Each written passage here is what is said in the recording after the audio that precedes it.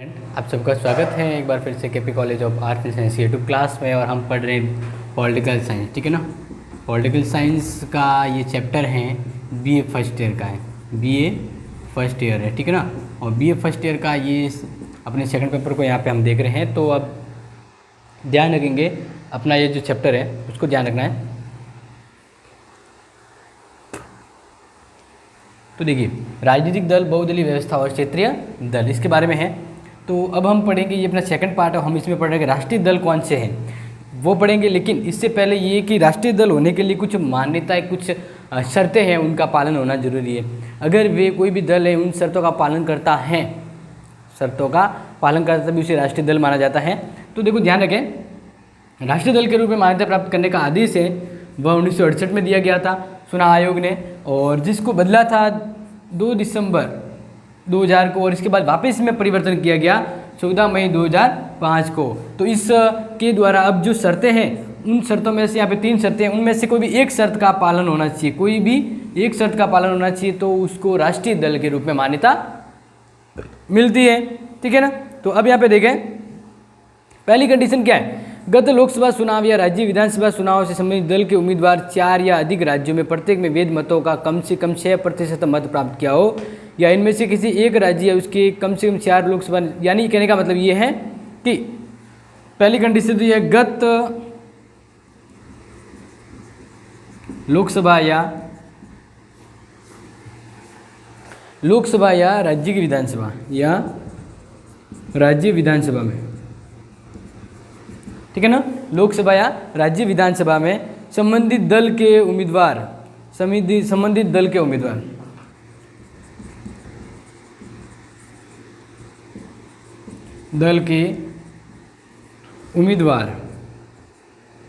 ठीक है ना, ये उम्मीदवार है, संबंधित दल के उम्मीदवार 4 या अधिक राज्यों में प्रयुक्त वैध मतों का कम से कम 6 प्राप्त किया हो। ये कह रहा है कि लोकसभा के द्वारा जो भी दल है वह यहाँ पे कह रहा है कि जितने मत पड़े हैं, समझ लीजिए जितने भी मत हो, तो उम्मीदवार 4 या अधिक राज्यों में प्रत्येक में वैध मतों का कम से कम 6% प्राप्त किया गया हो। तो ये बहुत इंपॉर्टेंट है, इस चीज़ को आप ध्यान रखेंगे। 4 या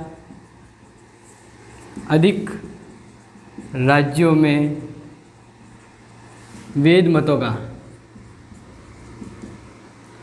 का यहाँ पे बताया गया 6%, वैध मतों का 6% कम से कम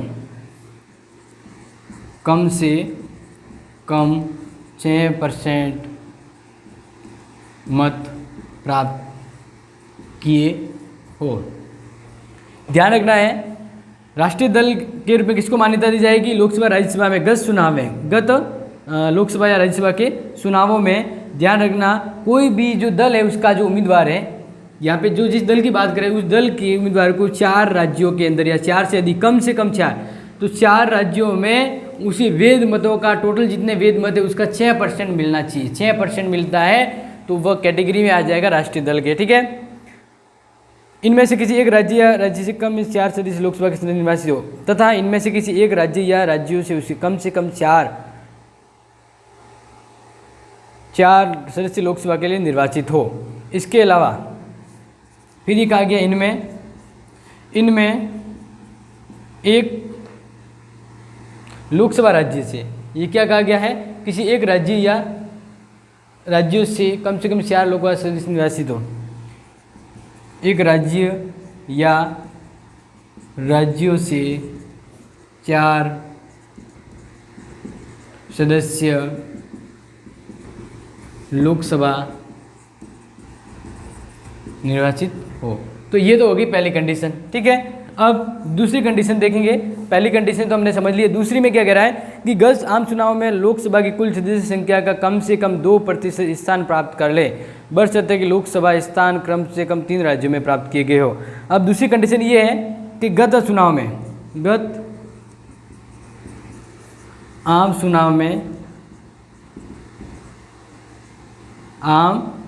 में, ठीक है ना, गत आम चुनावों में लोकसभा की कुल सदस्य संख्या का लोकसभा की कुल सदस्य संख्या का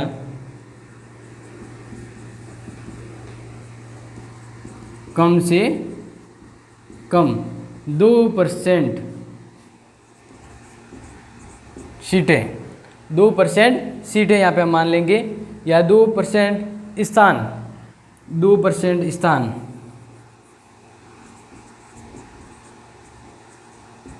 2% स्थान प्राप्त कर ले,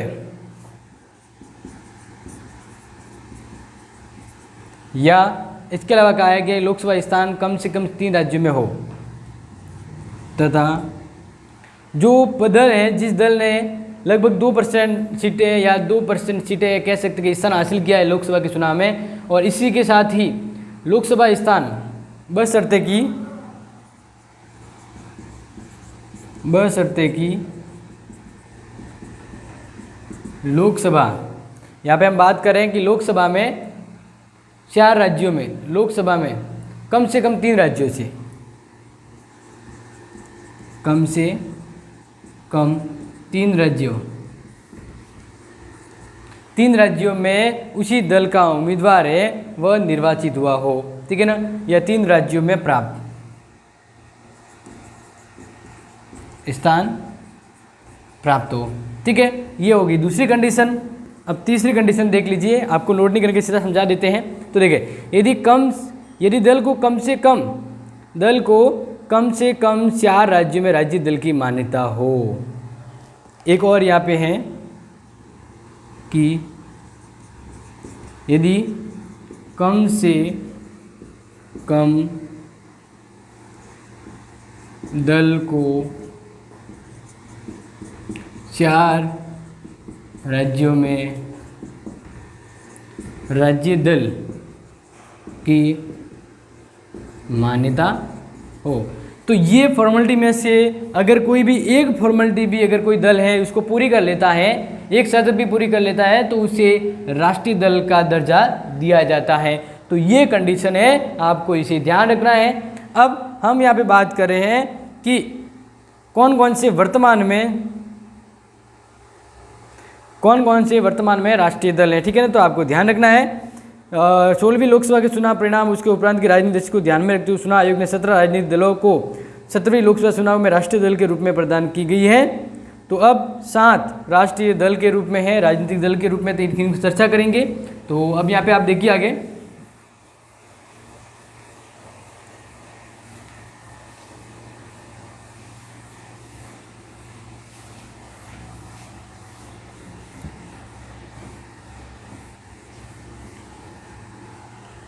तो ध्यान रखिए, सबसे पहले हम बात करें कि 7 राजनीतिक दल हैं, ठीक है ना।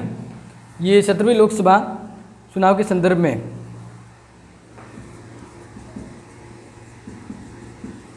राजनीतिक दलों को मान्यता है, ठीक है। अब यहाँ पे हम सबसे पहले देख रहे हैं जो राष्ट्रीय दल के रूप में है वह कौन कौन से। तो पहला है भारतीय राष्ट्रीय कांग्रेस,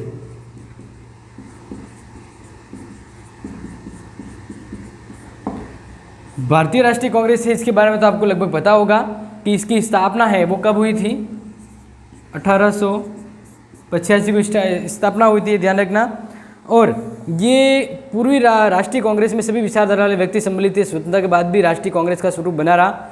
1948 में महात्मा गांधी, जो 1950 में सरदार पटेल के निर्देशन के बाद कांग्रेस पर पंडित नेहरू का पूरा अधिकार एक तरह से नियंत्रित हो गया था। और इस तरह से 1994 तक इंदिरा गांधी ने पुनः वैधानिक रूप से भारतीय राष्ट्रीय कांग्रेस को नाम को धारण किया था। तो ये आपको ध्यान रखना है कि भारतीय राष्ट्रीय कांग्रेस है वो बहुत पुरानी है, मतलब जितने भी राजनीतिक दलों में उसमें ये सबसे पुराना राजनीतिक दल है। 1977 से 1990 के अपवास के समय को छोड़कर 1996 के समय तक भारत का शासक दल है वो ये रही है, यानी इसकी ही सरकार बार बार बनी है। लेकिन 11वीं लोकसभा के चुनाव 1996 में लोकसभा कांग्रेस ने या कह सकते हैं कि कांग्रेस ने सत्ता खो दी थी, और 12वीं तथा 13वीं लोकसभा चुनाव में कांग्रेस की शक्ति और कमी हुई। इस तरह से 1998 से 2004 तक कांग्रेस भारत का मुख्य विपक्षी दल बन गया। तो अब यहाँ पे ये आप बात समझ ध्यान रखना है कि 15वीं लोकसभा चुनाव के बाद मई 2009 में पुनः मनमोहन सिंह के नेतृत्व में संयुक्त प्रतिष्ठित गठबंधन का गठन हुआ और कांग्रेस की वापस एंट्री हुई, बैक हुआ है वापस कह सकते हैं। अब यहाँ पे ध्यान रखें आप कि 16वीं और 17वीं लोकसभा के चुनाव की जो उपलब्धियों के बारे में हम देखें तो कांग्रेस है वो बहुत ही महत्वपूर्ण रही है।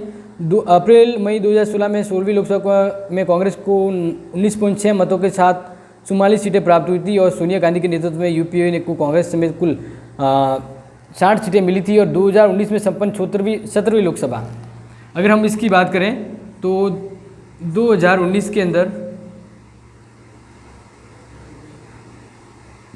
2019 में कौन सी लोकसभा है, ये भी 17वीं लोकसभा, कौन सी 17वीं लोकसभा है। और इस 17वीं लोकसभा में कांग्रेस को आम चुनाव में 19 कितने वोट मिले, आम चुनाव में 19.49 कह सकते हैं मत मिले हैं, वोटों के साथ 52% वोटों के साथ 52 सीटें ही प्राप्त हुई। तो आपको ये चीज़ ध्यान रखनी है, पहले ये प्रमुख थी, यही एक प्रभावशाली कह सकते हैं राजनीतिक दल था जो पूरी तरह प्रभावित था और राजनीति के अंतर्गत इसकी भूमिका ज़्यादा रही है और एक दल एक प्रभुत्व भूमिका रही थी। लेकिन वर्तमान में आते आते बहुत सारे और भी दल हो गए जिससे इसका महत्व कम, मतलब इसका कैसे कंपटीशन ज़्यादा हुआ तो ये अपना महत्व है वो कम होता गया, क्योंकि 2009 में 19.6% ही मत मिले हैं और इस वोटों के साथ अगर देखें तो टोटल 52 सीटें ही से प्राप्त हुई है, ठीक है ना। तो इस तरह से फिर ये अब वर्तमान में विपक्ष के रूप में मजबूत दल है। ये 17वीं लोकसभा चुनाव से पूर्व जारी कांग्रेस का जो घोषणा पत्र था उसमें भी अलग अलग बातें कही गई थी। अभी हम आप देखेंगे कि दूसरी कौन सी पार्टी है, लेकिन आपको ध्यान रखना लगभग इसका जो इस पार्टी के जो अध्यक्ष हुआ करते थे, ठीक है ना, तो बदलते गए। लेकिन आपको ध्यान रखना है कि 1998 में सोनिया गांधी ने कांग्रेस के पद पर आसीन हुई तथा 2000 ईस्वी में और 2003, 2006 तक या 2009 और 10 तक इस पर पुनः निर्वाचित हुई। जनवरी 2012 में जयपुर कांग्रेस कार्य समिति में राहुल गांधी को सबसे अधिक उपाध्यक्ष चुना गया था। और इसके बाद की जो व्यवस्थाओं को देखें तो अध्यक्ष जो ज़्यादातर हैं वो सोनिया गांधी रही है। यहाँ पे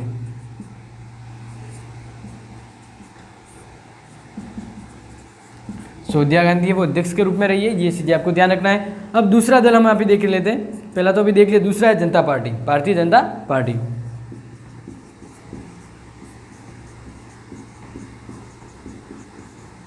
भारतीय जनता पार्टी इसको समझेंगे आप।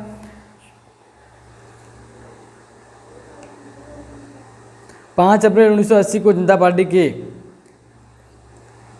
के ऐसे सदस्यों को एक 2 दिवसीय सम्मेलन बुलाया गया जो दोहरी सदस्यता के प्रश्नों को लेकर सही मुद्दा नहीं जानते। इस सम्मेलन में लगभग 4000 प्रतिनिधि शामिल हुए और सम्मेलन में भूतपूर्व जनसंघ दल को पुनर्जीवित करने के लिए नए दल भारतीय जनता पार्टी की स्थापना की थी। अटल बिहारी वाजपेयी को इस नवीन दल का अध्यक्ष और लाल कृष्ण आडवाणी, सिकंदर बख्श और मुरली मनोहर जोशी को महासचिव बना दिया गया था। तो ध्यान रखना है, इसकी स्थापना के तौर पे हम देखें तो 5 अप्रैल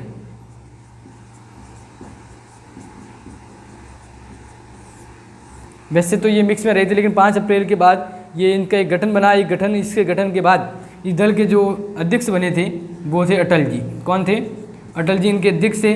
और इसी के साथ लाल कृष्ण आडवाणी, बख्तर दत्त, मुरली मनोहर जोशी को महासचिव बना दिया गया था। पार्टी ने जयप्रकाश नारायण के संपूर्ण राष्ट्रीय और गांधीवादी अर्थ दृष्टि को अपना आदर्श बनाया। 6 मई 1980 को जारी की गई आधारभूत व्यक्त में पार्टी में 5 निष्ठाओं से प्रतिबंध थी: राष्ट्रवाद और राष्ट्रीय समन्वय, लोकतंत्र, प्रभावकारी धर्मनिरपेक्षता, गांधीवाद, समाजवाद और सिद्धांतों पर आधारित साफ सुथरी राजनीति। तो इसको लेकर ये राजनीति, इस विचारों को लेकर ये राजनीतिक दल है वो भारतीय राजनीति में प्रवेश किया उसने। और इस तरह से आप ये देख सकते हैं कि 1981 से लेकर 90 तक पार्टी की नीति और कार्यनीति और स्थिति के बारे में तो भारत में भाजपा में प्रारंभ से इस बात पर पर्याप्त विवाद था कि जनसंघ की परंपरागत नीतियों को बनाए रखें और प्रगतिशील जामा पहने रखें, मतलब उत्कृष्टि की जो व्यवस्था है उसको बनाए रखें। अब यहाँ पे आपको ध्यान रखना है कि डायरेक्ट हम आ जाते हैं 17वीं लोकसभा को, यहाँ पे देख लेते हैं जो 2019 की बात है हम। तो 17वीं लोकसभा में यानी ये इसकी महत्वपूर्ण उपलब्धि रही, ठीक है ना। 17वीं लोकसभा में इसकी महत्वपूर्ण उपलब्धि रही क्योंकि इसने 9 अप्रैल 2009 को घोषणा पत्र जारी कर लिया था और इसमें राष्ट्र सर्वप्रथम, मतलब राष्ट्र है वो हमारे आगे सर्वप्रथम, राष्ट्र प्राथमिकता रहेगी, इसको लेकर इन्होंने अपना एक तरह से कह सकते घोषणा पत्र जारी किया था। तो आपको ध्यान रखना 17वीं लोकसभा चुनाव में एनडीए को, क्योंकि ये गठबंधन की तरह है तो इसका एक गठबंधन है एनडीए और इसका गठबंधन होता है यूपीए। कौन सा है? यूपीए। तो ये आपको ध्यान रखना है। तो एनडीए आपको ध्यान रखना है, एनडीए को 2019 की हम बात करें 17वीं लोकसभा में तो कुल कितनी सीटें इनको मिली? 353 सीटें। कितनी सीटें मिली? 353 सीटें मिली। और इसी के साथ ये ज़बरदस्त जीत थी इनकी, क्योंकि इसमें 353 में से सिर्फ 303 सीटें वो सिर्फ भाजपा की थी। गठबंधन में तो इतनी है, लेकिन सिर्फ 303 सीटें हैं वो अकेले भाजपा ने जीती। इसी तरह से भाजपा को 33.36 मत मिले और नरेंद्र मोदी दूसरी बार प्रधानमंत्री बने थे। और मत उनको मिले थे 37.36% और नेता इनके थे जिसको प्रधानमंत्री चुना गया वो थे पीएम मोदी जी। ठीक है, तो इस तरह से दूसरा महत्वपूर्ण दल था जिसने अपनी दूसरी बार सरकार बनाई लगातार। अब आ जाते हैं तीसरा, हम देखते हैं भारतीय साम्यवादी दल। दो के बारे में आप समझ गए होंगे, तीसरे दल के बारे में देख लीजिए।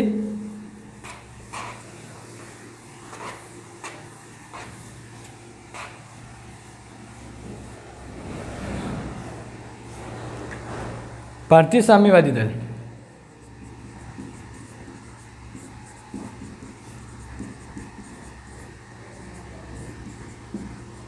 ठीक है ना, जिसको शॉर्ट में ये कहते हैं सीपीआई।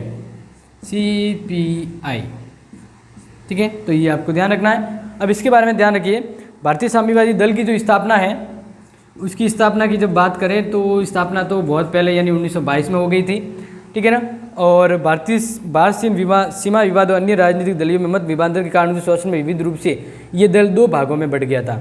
यानी ये फिर वापस 1967 में इस दल के दो टुकड़े हो गए थे। एक तो हो गया भारतीय साम्यवादी दल और दूसरा भारतीय साम्यवादी दल, यानी दक्षिणपंथी और वामपंथी। दोनों का नाम तो ये था, लेकिन ये हो गया दक्षिणपंथी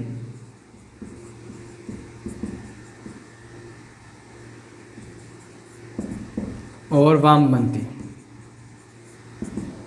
ठीक है ना, ये दो दल बन के इनके दो मतलब विभाजन हो गए इनके खुद के ही। तो प्रथम को साम्यवादी, द्वितीय को मार्क्सवादी कहा जाता है। यानी ये इसको तो हम कहते हैं साम्यवादी, और ये कौन सी धारा पर चला? मार्क्सवादी धारा पर। तो इस तरह से इन्होंने दो अपने विचार है जो धारा है इसको अपनाई उन्होंने। और 1978 में साम्यवादी दल और मार्क्सवादी दल में आपसी विरोध की स्थिति को समाप्त हो गई और अब भारतीय साम्यवादी दल ने इस बात पर जोर देना शुरू कर दिया कि प्रगतिशील वामपंथी तत्वों के द्वारा मिलकर एक ऐसा राष्ट्रीय विकल्प तैयार किया जाना चाहिए जिसके उद्देश्य को ध्यान में रखते हुए तानाशाही प्रवृत्तियों का विरोध किया जा सके। तो अब ध्यान रखें, 11वीं 12वीं 13वीं 14वीं 15वीं 16वीं और 17वीं जो यहाँ पे 16वीं चुनाव थे भारतीय साम्यवादी दल है वह महत्वपूर्ण योगदान रहा है। इन्होंने अपना चुनाव के क्षेत्र में 14वीं लोकसभा चुनाव में 10 स्थान प्राप्त किए थे, 15वीं लोकसभा चुनाव में 4 स्थान और 16वीं लोकसभा चुनाव में 1 सीट और 17वीं लोकसभा चुनाव में केवल 2 सीटें ही प्राप्त हुई थी। इसको तो ध्यान रखना, हम सीधा 17वीं लोकसभा को ही देख रहे हैं। 17वीं लोकसभा चुनाव में 2 सीटें जीती थी, 2 सीटें प्राप्त की थी। इस तरह से इनका प्रदर्शन तो बहुत ही खराब रहा है, लेकिन फिर भी कह सकते हैं कि यह एक पार्टी की तरफ पे अपनी स्थिति मौजूद कर रही है। अब यहाँ पे देखना है भारतीय साम्यवादी दल सिर्फ मार्क्सवादी, यानी मार्क्सवादी, इसको एक पहले वाला मार्क्सवादी दल को हम यहाँ पे देख रहे हैं।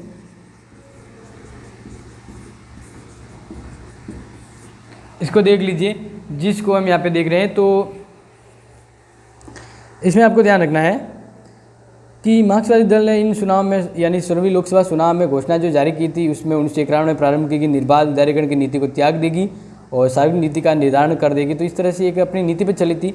दल की सत्ता रणनीति और चुनावी रणनीति के समय में परिवर्तन होते रहे हैं। 1996 से लेकर 2009 के वर्ष तक एक लंबे समय तक मार्क्सवादी दल भाजपा और कांग्रेस के प्रति समान दूरी की स्थिति पर बना रहा। 1998 में मार्क्सवादी दल ने समान दूरी की नीति का त्याग कर दिया और भाजपा को सत्ता से दूर रखने के लिए कांग्रेस को समर्थन देने की नीति अपनाई।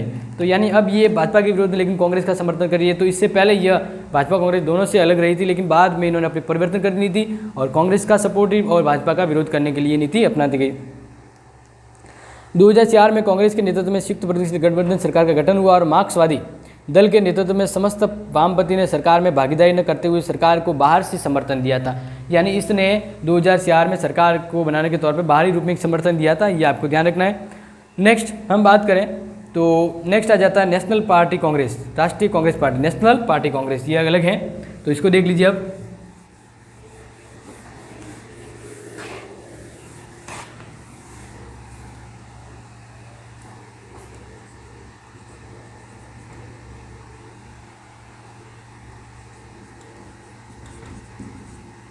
नेशनलिस्ट कांग्रेस पार्टी,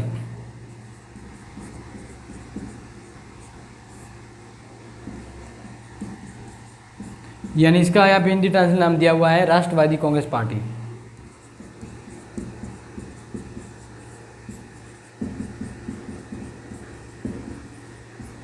ठीक है, तो राष्ट्रवादी कांग्रेस पार्टी के तौर पे आपको ध्यान रखना है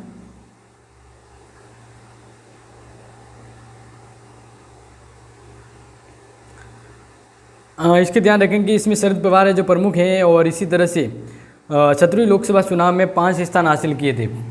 इस पार्टी ने 17वीं लोकसभा में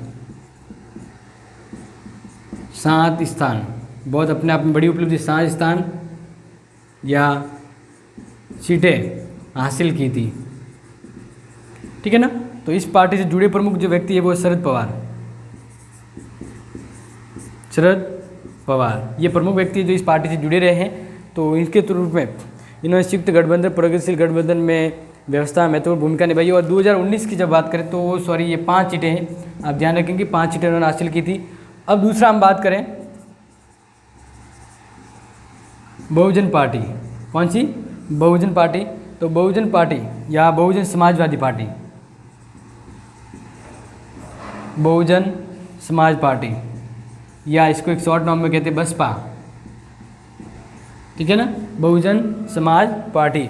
तो इसके बारे में ध्यान रखना, इसकी स्थापना हुई थी 14 अप्रैल 1984, 14 अप्रैल 1984 में हुई थी, और अम्बेडकर के दिवस के दिन उत्तर प्रदेश में हुई थी इसकी स्थापना। ये आपको ध्यान रखना है, यूपी के अंदर। कहाँ हुई थी? यूपी के अंदर हुई थी। और इस पार्टी के प्रमुख नेता थे काशीराम और मायावती, प्रमुख रहे हैं काशीराम एवं मायावती। तो अभी ये प्रमुख रूप में अभी नहीं है फिलहाल, पूरी का पार्टी है धर्मदार है वो मायावती के ऊपर डिपेंड है। इसमें ध्यान रखना है कि इन्होंने महत्वपूर्ण भूमिका निभाई थी, अपने सर्व समाज के रूप में, निर्दलीय दल के रूप में भी महत्वपूर्ण भूमिका निभाई थी। और अब हम बात करें 2019 17वीं लोकसभा चुनाव में, तो महागठबंधन, समाजवादी पार्टी महागठबंधन के साथ जुड़ी थी और उत्तर प्रदेश सीटों का बंटवारा करते 19 सीटें प्राप्त की थी, किंतु उन्हें 10 सीटों पर ही सफलता मिली थी। तो ये ध्यान रखना है इस चीज़ को। अब ये तो हमने पढ़ लिया यहाँ पे कौन से दल, राष्ट्रीय दल के बारे में। ठीक है ना, तो अब जब हम अगला वीडियो लेके आएंगे तो अगले वीडियो में राज्य दल के बारे में, राज्य दल कौन कौन से और क्षेत्रीय दल कौन कौन से, उसके बारे में पढ़ेंगे। तब तक के आप जो कन्फ्यूजन है वो आप कमेंट बॉक्स में शेयर कर सकते हैं। Thank you and have a nice day, take care.